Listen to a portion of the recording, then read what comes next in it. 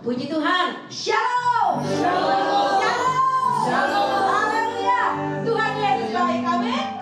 Tuhan Yesus baik. Amin. Sapa sebelah kanan kiri kita, katakan Tuhan Yesus baik. Haleluya.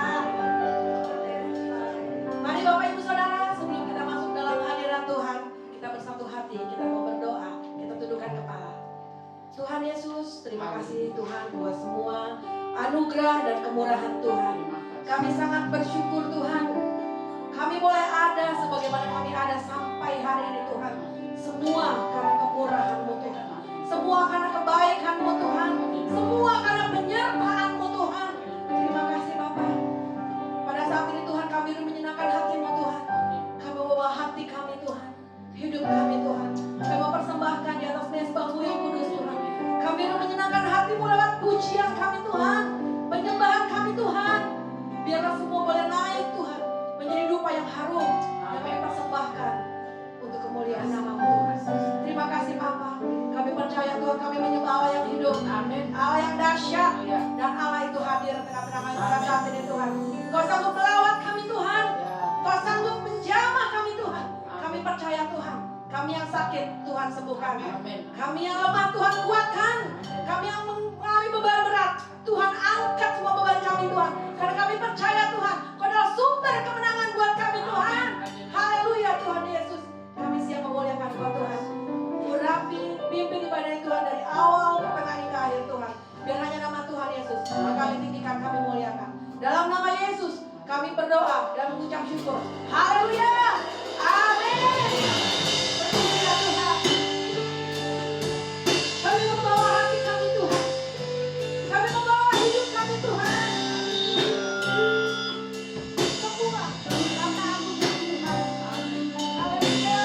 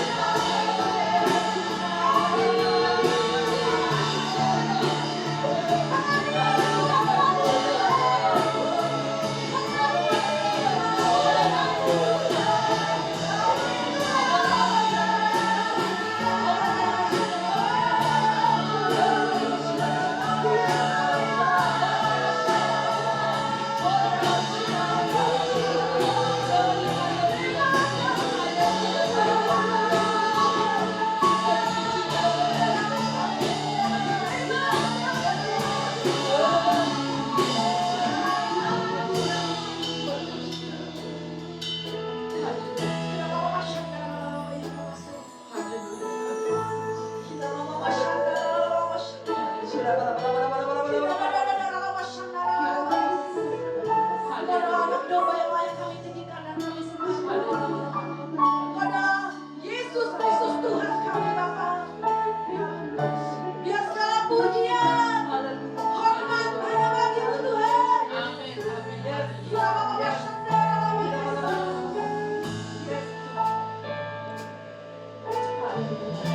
Yes Lord.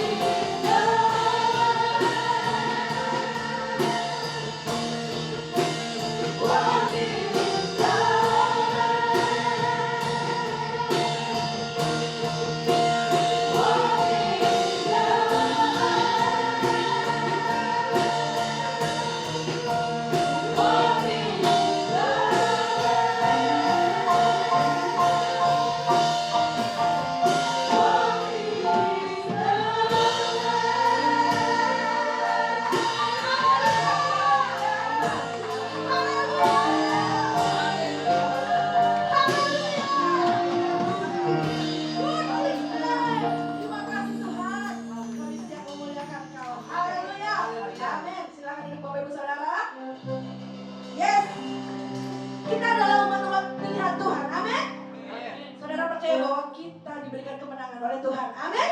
Yes, kita terima kuasa itu dari Tuhan. Haleluya Yesus.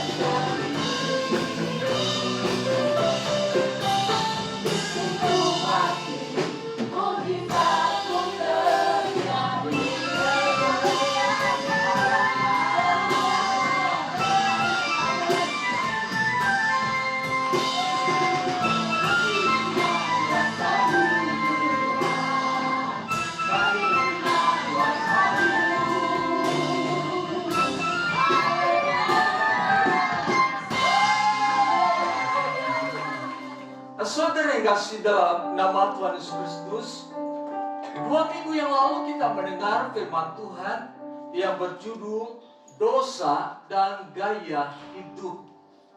Ternyata gaya hidup seseorang ditentukan oleh dosa dalam kehidupan seseorang. Tetapi ketika seseorang bertobat, menerima Yesus sebagai Tuhan dan Juru Selamat, gaya hidupnya harus ditentukan oleh firman Tuhan. Jadi dengan demikian, kita yang mendengar firman Tuhan pada saat ini harus memiliki gaya hidup yang sesuai dengan firman Tuhan. Dimanapun kita berada, dalam susah dan senang, harus terus memiliki gaya hidup yang sesuai dengan firman Tuhan. Tidak ada istilah kita menjadi bunglon. Artinya gaya hidup disesuaikan dengan keadaan. Harus dimanapun kita berada, gaya hidup kita berfokus kepada kebenaran firman Tuhan. Apapun profesi kita, apapun masalah yang sedang kita hadapi, kita tetap harus memiliki gaya hidup sesuai dengan firman Tuhan. Itulah yang Yohanes Pembaptis katakan kepada orang-orang yang datang untuk mendengar firman Tuhan, bahwa mereka harus bertobat. Bertobat artinya berubah dalam cara hidup. Bertobat artinya ada kemauan untuk membaharui keadaan hati. Bertobat artinya memalingkan diri dari jalan yang salah. Orang Yahudi yang mendengar firman Tuhan, mereka mengaku dosanya di hadapan Tuhan. Dan memang ada satu pengakuan dalam diri orang-orang Yahudi. Ketika mereka mengaku dosa, itu merupakan suatu tanda bahwa dia menghormati Tuhan. Kita lanjutkan firman Tuhan. Kita perhatikan Matius pasal 3 ayat 7 sampai dengan 10. Sedang jemaat bangkit berdiri, tetapi waktu ia melihat banyak orang Farisi dan orang Saduki datang untuk dibaptis, berkatalah ia kepada mereka, "Hai kamu keturunan ular buludak, siapakah yang mengatakan kepada kamu bahwa kamu dapat melarikan diri dari murka yang akan datang? Jadi hasilkanlah buah yang sesuai dengan pertobatan. Dan janganlah mengira bahwa kamu dapat berkata dalam hatimu, Abraham adalah bapa kami. Karena aku berkata kepadamu, Allah dapat menjadikan anak-anak bagi Abraham dari batu-batu ini. Kapan sudah tersedia pada akar pohon, dan setiap pohon yang tidak menghasilkan buah yang baik pasti ditebang dan dibuang ke dalam api." Puji Tuhan, silakan duduk.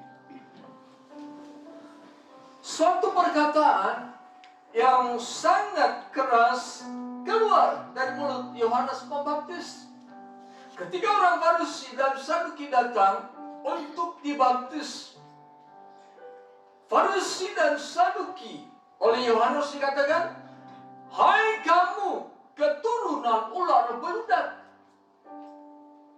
Ular beludak melambangkan kehidupan yang licik, menggambarkan kehidupan yang penuh dengan tipu daya, menggambarkan kehidupan yang jahat. Orang Farisi dan Saduki adalah orang-orang yang senantiasa mau dekat dengan bait Allah. Mereka senang ada di dalam bait Allah. Tetapi Yohanes katakan, "Kamu keturunan ular beludak." Artinya sekalipun mereka dekat dengan bait Allah, sekalipun mereka berupaya untuk hidup berkenan kepada Allah, tetapi ada kejahatan di dalam diri orang Farisi dan Saduki. Ada tipu muslihat dalam diri orang Saduki dan Farisi. ada segala bentuk kehidupan yang tidak sesuai dengan firman Tuhan. Mereka dikatakan sebagai keturunan ular beludak. Mereka tokoh-tokoh agama. Mereka membuat peraturan-peraturan keagamaan. Mereka berupaya membuat segala sesuatu yang mereka katakan ini yang paling benar bagi Allah. Ini yang paling benar bagi manusia sebagai umat Allah. Tetapi apa yang mereka katakan ternyata tidak sesuai dengan apa yang Yohanes katakan. Yohanes katakan, kamu adalah keturunan ular beludak. Mengapa Farisi dan Saduki dikatakan sebagai keturunan ular beludak? Mereka mempunyai kedudukan dalam kehidupan bangsa Yahudi. Mereka mempunyai jabatan dalam bidang keagamaan di dalam kehidupan bangsa Yahudi. Karena Farisi dan Saduki adalah orang-orang yang hidup mengandalkan dan mengutamakan adat istiadat. Di dalam pengertian kita, kaum awam mengatakan adat istiadat adalah kebiasaan lama yang sudah kita pakai. Dan ini sudah berlaku secara turun-temurun tanpa kita mengetahui kebenaran yang sesungguhnya. Tetapi yang dimaksud dengan adat istiadat dalam bangsa Yahudi ialah peraturan-peraturan yang ditambahkan pada hukum-hukum yang tertulis dalam Perjanjian Lama. Apa yang tercantum dalam Perjanjian Lama atau 10 perintah Tuhan, mereka menambah-nambahkan dan mereka mengatakan setiap apa yang kami tambahkan, setiap apa yang kami ajarkan sama sucinya dengan firman Tuhan, sama sucinya dengan apa yang tertera di dalam Alkitab.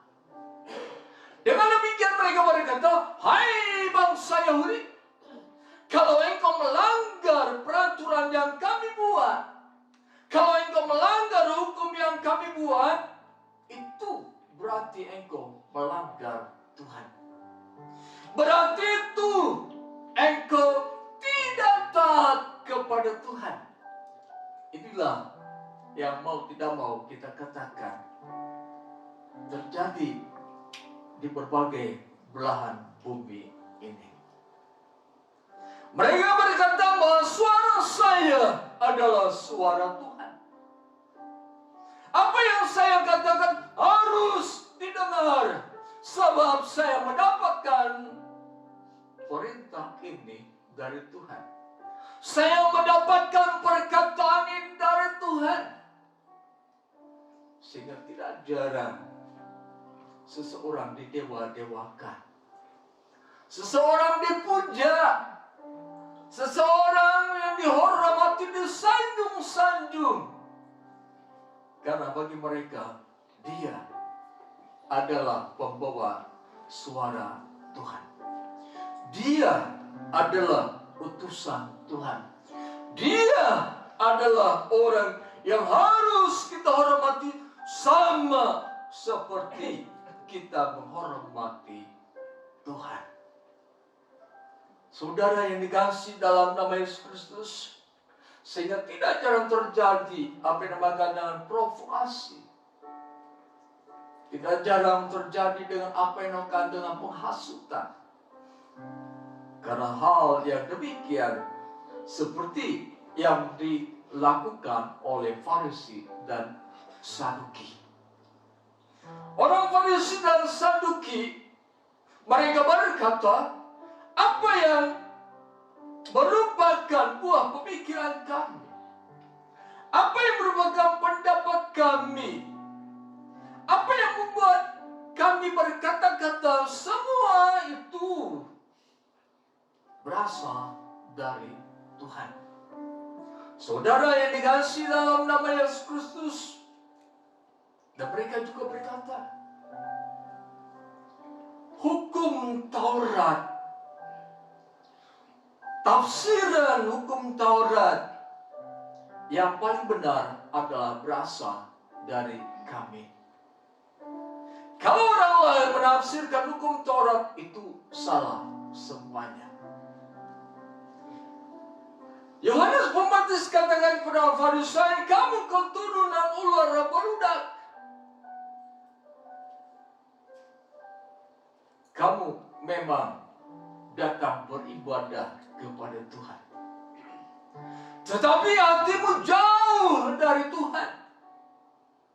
Kamu datang beribadah kepada Tuhan, tetapi pemikiranmu tidak ada ketika engkau beribadah kepada Tuhan. Kamu datang menghampiri Tuhan, tetapi tujuanmu bukan kepada Tuhan.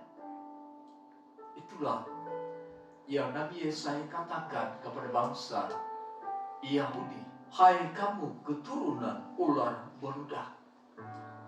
Artinya orang yang hidupnya tidak mengacu kepada kebenaran firman Tuhan. Orang yang tidak memakai firman Tuhan sebagai landasan kehidupan. Orang yang tidak mempraktikkan firman Tuhan dalam kehidupannya. Orang yang selalu berkata pendapat saya lebih benar daripada firman Tuhan. Apa yang saya katakan lebih benar daripada firman Tuhan. Pernyataan saya lebih benar daripada firman Tuhan. Itulah yang dikatakan sebagai orang-orang yang berasal dari keturunan ular beludak. Segala sesuatu yang merupakan firman Tuhan, dia pertimbangkan untung ruginya. Segala sesuatu yang menurut firman Tuhan, dia kaji berapa banyak keuntungan yang akan saya peroleh jika saya melakukan firman Tuhan.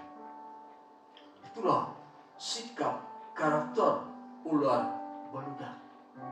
Tidak terfokus sepenuhnya kepada firman Tuhan, tetapi fokus kepada apa yang menurut pendapatnya.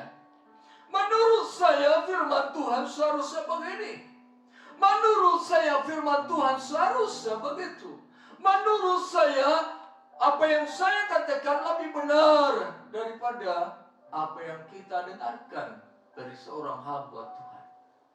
Itulah ular beludak di akhir zaman ini. Yohanes Pembaptis katakan, hai kamu keturunan ular beludak, siapakah yang mengatakan kepadamu bahwa kamu dapat melarikan diri dari murka yang akan datang? Mereka berkata, saya membuat peraturan-peraturan. Saya menyatakan pendapat saya. Saya mengemukakan pemikiran-pemikiran saya. Dan saya pasti, saya masuk ke dalam surga.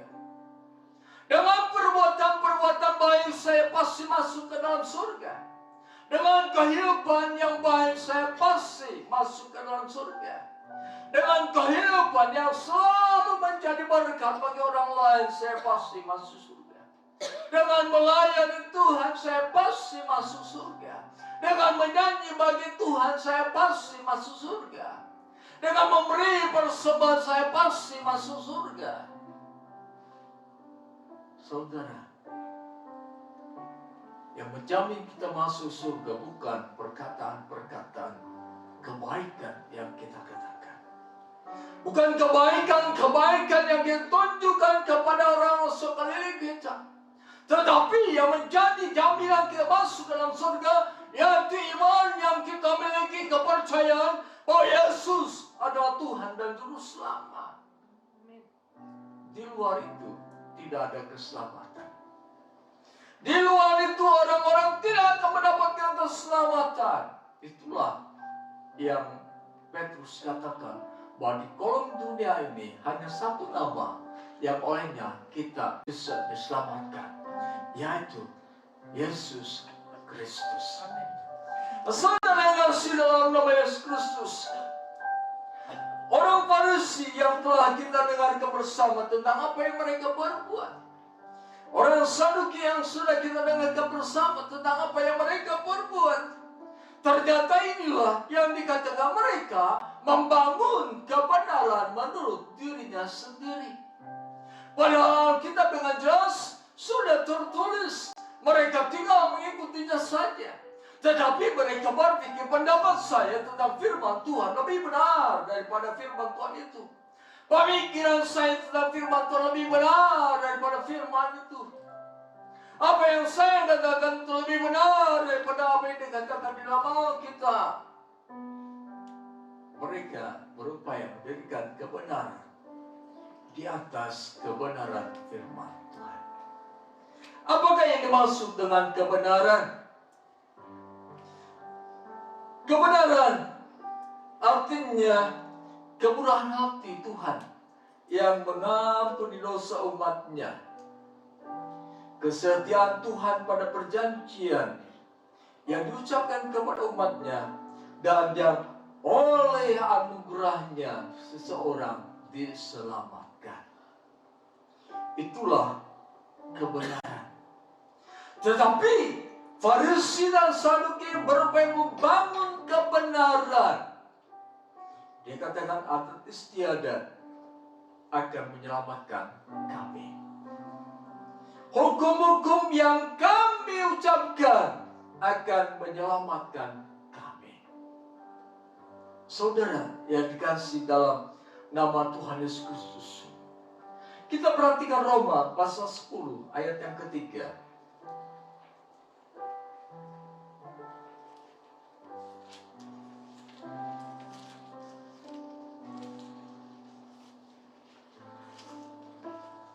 Demikian dikatakan firman Tuhan. Sebab oleh karena mereka tidak mengenal kebenaran, dan oleh karena mereka berusaha untuk mendirikan kebenaran mereka sendiri, maka mereka tidak takluk kepada kebenaran Allah. Mengapa Farisi dan Saduki dikatakan sebagai ular beludak oleh Yohanes Pembaptis? Karena mereka tidak takluk kepada kebenaran firman Allah.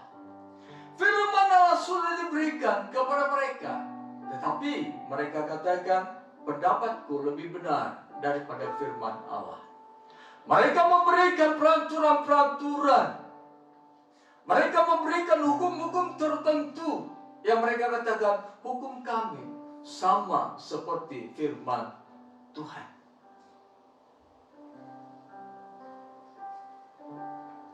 Mereka mendirikan kebenaran mereka sendiri. Selama manusia mendirikan kebenaran menurut kebenaran mereka sendiri, mereka tidak akan menemukan kebenaran itu. Sebab kebenaran yang sesungguhnya hanya ada di dalam Yesus Kristus. Yesus berkata, "Akulah jalan, kebenaran, dan hidup." Jika mereka mendirikan kebenaran mereka sendiri, tentu mereka akan menolak Yesus yang adalah Tuhan dan Juru Selamat manusia. Saudara yang kasih dalam nama Yesus Kristus, kita kembali kepada Matius pasal 3 ayat yang ke-7. Tetapi waktu ia melihat banyak orang Farisi dan orang Saduki datang untuk dibaptis, berkatalah ia kepada mereka, "Hai kamu keturunan ular beludak, siapakah yang mengatakan kamu bahwa kamu dapat melarikan diri dari murka yang akan datang?" Mereka berkata, dengan hidup berdasarkan adat istiadat, hidup berdasarkan peraturan-peraturan, kami akan diselamatkan. Kami pasti masuk ke surga. Ada seorang rabi Yahudi yang berkata, Musa berdiri di pintu neraka. Ketika orang Yahudi datang kalau mereka sudah disunat, mereka pasti masuk surga, sekalipun mereka berbuat dosa. Jadi dengan kata lain, bahwa mereka akan masuk ke dalam surga, sekalipun kehidupan mereka banyak melakukan dosa. Sekalipun mereka hidup tidak benar di hadapan Allah, mereka berkata, kami pasti masuk ke surga. Kami masih tidak akan menerima murka Allah. Saudara, suatu pendapat yang sangat tidak bijaksana. Satu pendapat yang tidak benar dan tidak sesuai dengan firman Tuhan. Bahwa neraka tetap terbuka bagi mereka yang belum mendapatkan pengampunan dosa dari Yesus Kristus.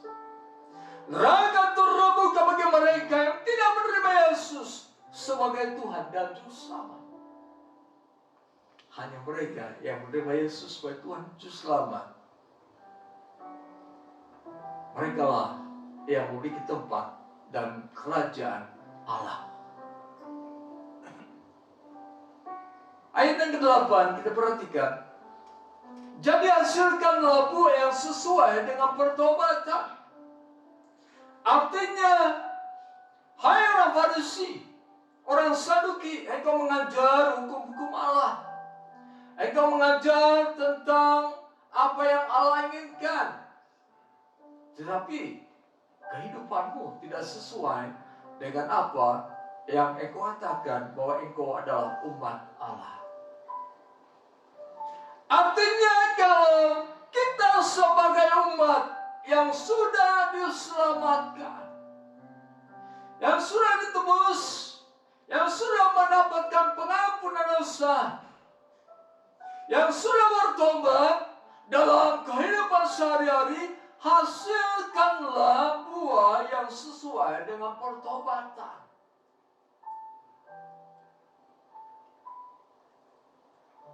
Kehidupan yang lama harus ditinggalkan. Kehidupan yang tidak sesuai dengan firman Tuhan harus kita tinggalkan. Pemikiran-pemikiran yang tidak sesuai dengan firman Tuhan harus kita tinggalkan. Pendapat-pendapat pribadi yang tidak sesuai dengan firman Tuhan harus kita tinggalkan. Orang yang percaya bahwa Yesus adalah Tuhan dan Juru Selamat, orang yang bertobat di hadapan Tuhan dan menerima Yesus sebagai Tuhan dan Juru Selamat, harus berubah dalam sikap hidupnya. Sikap hidupnya harus menghasilkan buah yang sesuai dengan pertobatan. Kalau seseorang berkata, saya sudah bertobat, saya sudah menerima Yesus sebagai Tuhan dan Juru Selamat, harus kita tunjukkan buah pertobatan itu. Bagaimana kita harus hidup seturut dengan firman Tuhan. Harus mengutamakan Tuhan dalam kehidupan kita. Harus melakukan firman Tuhan dalam kehidupan kita. Itulah yang dinamakan dengan hasilkanlah buah yang sesuai dengan pertobatan. Menjauhkan diri dari kelicikan, menjauhkan diri dari tipu muslihat, menjauhkan diri dari segala bentuk kejahatan. Ketika kita menerima Yesus sebagai Tuhan dan Juru Selamat, kita adalah manusia baru. Sebagai manusia baru, kita harus menampilkan kepada dunia bahwa saya berbeda dengan kebanyakan orang yang belum menerima Yesus sebagai Tuhan dan Juru Selamat. Jangan menjadi orang yang sudah bertobat, jangan menjadi orang yang sudah lahir baru, tetapi memiliki kelakuan seperti orang yang tidak mengenal Tuhan. Memiliki perbuatan-perbuatan yang tidak sesuai dengan firman Tuhan. itu bukan buah yang sesuai dengan pertobatan. Jadi perlu kita menyadari, perlu kita belajar bahwa kita sebagai orang yang percaya, mengakui Yesus sebagai Tuhan dan Juru Selamat, yang berkata, saya sudah bertobat, hasilkanlah buah yang baik. Hasilkanlah buah yang manis sebagai tanda pertobatan. Mari kita perhatikan kitab Efesus. Efesus pasal 4 ayat 29 sampai dengan 32. Demikian dikatakan firman Tuhan dalam kitab Efesus pasal 4 ayat 29 sampai dengan 32. Janganlah ada perkataan kotor keluar dari mulutmu, tetapi pakailah perkataan yang baik untuk membangun di mana perlu, supaya mereka yang mendengarnya beroleh kasih karunia. Dan janganlah kamu mendukakan Roh Kudus Allah yang telah memeterikan kamu menjelang hari penyelamatan. Segala kepahitan, kekeraman, kemarahan, pertikaian, dan fitnah hendaklah dibuang dari antara kamu. Demikian pula segala kejahatan. Tetapi hendaklah kamu ramah seorang terhadap yang lain, penuh kasih mesra dan saling mengampuni, sebagaimana Allah dalam Kristus telah mengampuni kamu. Inilah buah pertobatan yang Yohanes katakan. Hai Farisi dan Saduki, kalau memang engkau bertobat, hasilkanlah buah pertobatan yang sesuai dengan pertobatan. Pada zaman sekarang, firman Allah berkata, hai orang-orang percaya yang sudah menerima Yesus sebagai Tuhan dan Juru Selamat, yang sudah berkata kepada dirinya sendiri, yang sudah berkata kepada orang lain, saya sudah bertobat, maka segala kepahitan, kegeraman, kemarahan, pertikaian, dan fitnah hendaklah dibuang dari antara kamu. Demikian pula segala kejahatan. Ini adalah buah pertobatan dalam kehidupan kekristenan, dalam kehidupan orang-orang percaya. Kalau kita masih menyimpan kepahitan, kita menyimpan kegeraman, kita menyimpan kemarahan, pertikaian, fitnah, dan kejahatan, berarti kita sudah bertobat, tetapi tidak menghasilkan buah dalam kehidupan ini. Di dalam Yesaya pasal 5, Allah berfirman bahwa Allah bekerja dalam kehidupan seseorang. Allah bekerja dalam kehidupan bangsa Israel, supaya bangsa Israel yang bertobat, supaya bangsa Israel mengatakan mereka percaya kepada Allah, mereka menunjukkan dan menghasilkan buah yang baik. Tetapi Allah berkata lewat Nabi Yesaya, aku selalu datang kepada orang-orang ini, aku selalu menghampiri mereka, tetapi mereka tidak bertobat. Mereka tidak menghasilkan buah yang sesuai dengan pertobatan. Dalam arti kata, mereka berseru, Tuhan, Tuhan, kami melakukan mujizat, kami mengusir setan, kami melakukan perkara-perkara besar. Tetapi ada kepahitan, kegeraman, kemarahan, pertikaian, fitnah, dan kejahatan di dalam dirinya. Itu bukan ciri orang yang bertobat. Kolose pasal 3 ayat 8 sampai dengan yang 10. Demikian firman Tuhan, Tetapi sekarang buanglah semuanya ini, yaitu marah, geram, kejahatan, fitnah, dan kata-kata kotor yang keluar dari mulutmu. Jangan lagi kamu saling mendustai, karena kamu telah menanggalkan manusia lama serta kelakuannya, dan telah mengenalkan manusia baru yang terus-menerus dibaharui untuk memperoleh pengetahuan yang benar menurut gambar kautnya. Inilah bentuk buah dari pertobatan yang harus ada dalam kehidupan orang percaya. Kemarahan, geram, kejahatan, fitnah, kata-kata kotor yang keluar dari mulut kita, saling mendustai, harus kita tinggalkan, harus kita buang. Baik dalam kehidupan suami istri, sikap-sikap manusia lama harus kita buang. Di hadapan umum bisa tampil sebagai suami istri yang harmonis satu dengan yang lain. Tetapi ketika di rumah bisa menjadi neraka bagi kehidupan suami istri. Yang tidak ada buah pertobatan di dalam kehidupannya. Kehidupan orang tua dan anak, kakak dan adik, bisa juga dalam keadaan seperti yang demikian. Jadi, saudara yang kasih dalam nama Yesus Kristus,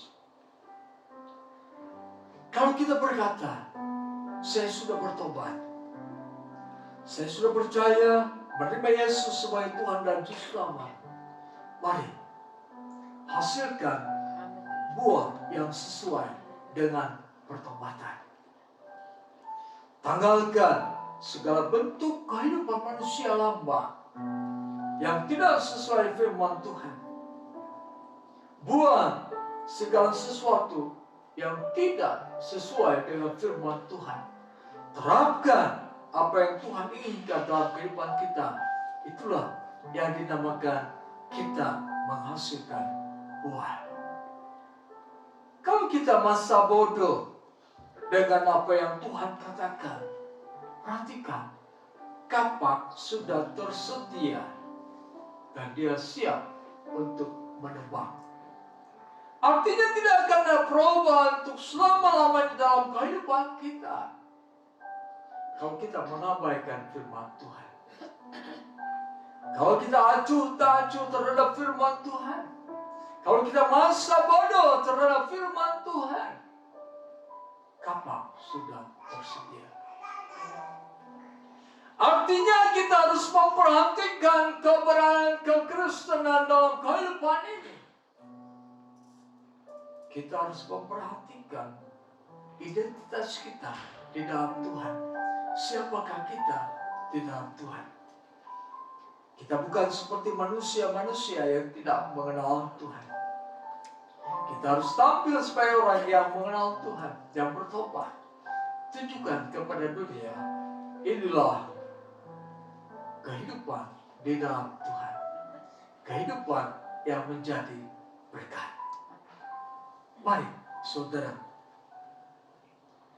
kalau kita menjadi keluarga yang sering ada pertengkaran di dalamnya, kita menjadi keluarga yang sering ribut di dalamnya, ada perselisihan di dalamnya, rubah cara kita hidup berkeluarga. Saling menghormati satu dengan yang lain. Lakukan firman Tuhan. Istri tunduk pada suami, suami mengasihi istri, anak-anak menghormati orang tua mengasihi anak-anaknya. Kalau ada kekacauan dalam kehidupan keluarga, bukankah ini merupakan kehidupan sebelum bertobat? Mari, saudara yang kasih dalam nama Kristus, Kalau kita katakan saya sudah bertobat, mari perbaharui pikiran, perasaan, kehendak kita.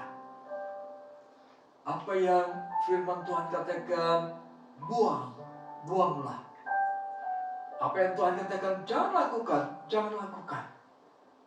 Kalau kita mengikuti semua itu, artinya kita berbuah dan menyenangkan hati Tuhan. Tuhan Yesus pernah berkata dalam perumpamaan pokok anggur yang benar, Yohanes pasal 15. Setiap ranting yang tidak berbuah akan dipotongnya, akan dibuang dan dimakan. Saudara, kita ingin dan kita harus berupaya menjadi orang percaya yang menghasilkan buah dalam kehidupan ini, menghasilkan buah yang baik. Keluarga kita menjadi keluarga yang rukun. Pemas berkatakan, di sanalah berkat Allah dicurahkan. Bagaimana mungkin berkat Allah dicurahkan dalam kehidupan keluarga yang selalu berantem, berkelahi, bertikai, saling menghujat satu dengan yang lain, saling melampiaskan kemarahan satu dengan yang lain, saling membentak satu dengan yang lain. Suami kepada istri, istri kepada suami, orang tua kepada anak, anak kepada orang tua. Sukar untuk mendapatkan berkat dalam kehidupan rumah tangga yang demikian. Mari, saudara, kalau kita berkata saya sudah bertobat, mari sikap kita sebagai anak terhadap orang tua diajarkan di dalam Alkitab. Sikap suami terhadap istri diajarkan di dalam Alkitab. Sikap istri terhadap suami diajarkan dalam Alkitab. Sikap orang tua terhadap anak diajarkan dalam Alkitab. Pergunakan apa yang Tuhan ajarkan dalam kehidupan kita. Itulah kehidupan yang menghasilkan buah. Ketika kita menghasilkan buah, kehidupan kita akan terus dibersihkan oleh Tuhan, sehingga terus menghasilkan buah, menghasilkan buah, menghasilkan buah. Tidak akan pernah berhenti kehidupan kita menjadi berkat bagi orang lain. Kita tidak akan menjadi orang yang meminjam, tapi kita menjadi orang yang memberi pinjaman. Kita tidak menjadi orang yang membutuhkan kasih, tetapi menjadi orang yang menyatakan kasih kepada orang lain. Kita tidak menjadi orang yang minta pendapat orang lain, tetapi kita menjadi orang yang memberi pendapat kepada orang lain. Kita tidak menjadi orang yang mengajak orang lain untuk naik, tetapi kita akan membawa orang lain naik sesuai firman Tuhan. Kehidupan yang indah akan kita nikmati ketika kita bertobat sungguh-sungguh di hadapan Tuhan. Tanggalkan segala bentuk kehidupan yang tidak berkenan kepada Tuhan. Tanggalkan seluruh kehidupan yang tidak sesuai dengan firman Tuhan. Di sana kita dikatakan menghasilkan buah sesuai dengan pertobatan. Sekian firman Tuhan. Kita menyanyikan pujian haleluya. Haleluya.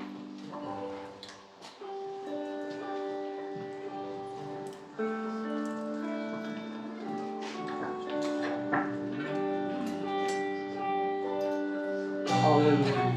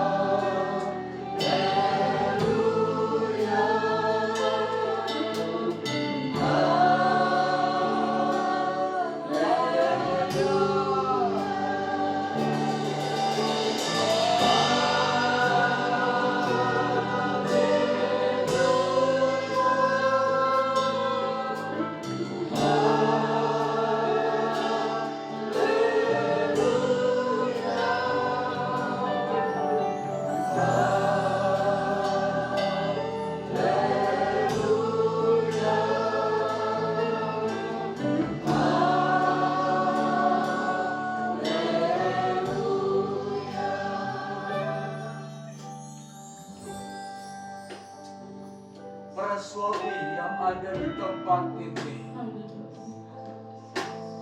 Jika kehidupan kita tidak mengasihi istri seperti yang firman Tuhan katakan, mari saat ini berdoalah, Tuhan penuhi aku dengan kasih-Mu, agar aku dapat mengasihi istriku sesuai dengan kasih-Mu Tuhan. Mari para suami berdoa untuk istri-istri. Dosa kesalahan kami Tuhan, kami mengasihi istri tidak sesuai dengan firman-Mu. Bantu kami selalu mengasihi istri sesuai kehendak-Mu. Jika mana para istri yang ada di tempat ini tidak melakukan kebenaran firman Allah untuk pada suami, berdoalah pada saat ini, minta pengampunan dosa, agar sikap para istri terhadap suami sesuai dengan firman Tuhan.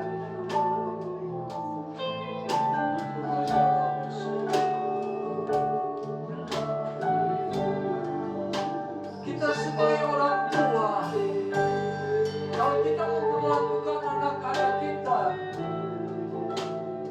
dengan pilih kasih, memperlakukan anak-anak kita tidak adil satu dengan yang lain, mari kita sebagai orang tua kita pengampun dosa, agar kita berlaku adil terhadap anak-anak kita, agar kita tidak pilih kasih terhadap anak-anak kita. Anak-anak kita sempurna di hadapan Tuhan.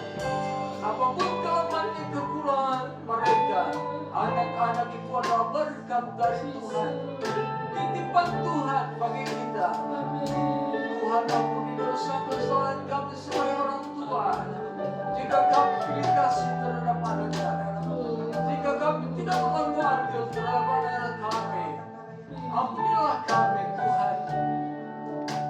Jika kita sebagai seorang anak memberontak terhadap orang tua, kita membantah orang tua, kita memarahi orang tua, pada saat ini kiranya berkat Tuhan ampuni dosa dan kesalahanku.